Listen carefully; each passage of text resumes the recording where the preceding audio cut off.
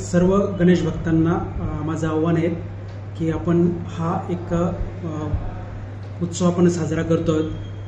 आपण हा उत्सव साजरा करत असताना शांततेमध्ये जर आपल्याला साजरा करायचा असेल तर आपल्याला काही नियम पाळणे आवश्यक आहे। सर्व गणेश मंडळांना माझं आव्हान आहे की आपण गणेश मंडळाची स्थापना केलेली आहे। गणेश मंडळाच्या ठिकाणी आपण कुठलीही साऊंड सिस्टीम लावत असाल तर त्या ठिकाणी डीजेचा वापर करू नका। साऊंड सिस्टीमवरती भक्तिगीताचा वापर करा।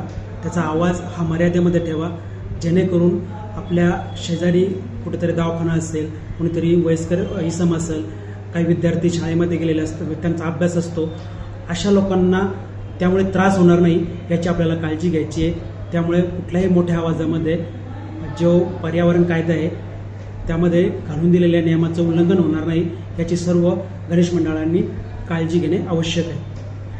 त्याचप्रमाणे डीजे चालक मालक यांना सुद्धा माझी विनंती आहे आणि त्यांना आव्हान सुद्धा आहे की आपण सुद्धा आपलं जे साहित्य आहे, माननीय पोलीस अधीक्षक साहेब नांदेड यांनी 163 BNSS अन्वये त्याच्यावरती बंदी घातलेली आहे, तरी आपण त्या आदेशाचं तंतोतंत पालन करावे आणि आपला डीजे कुठेही त्या साहित्याचा वापर करू नका।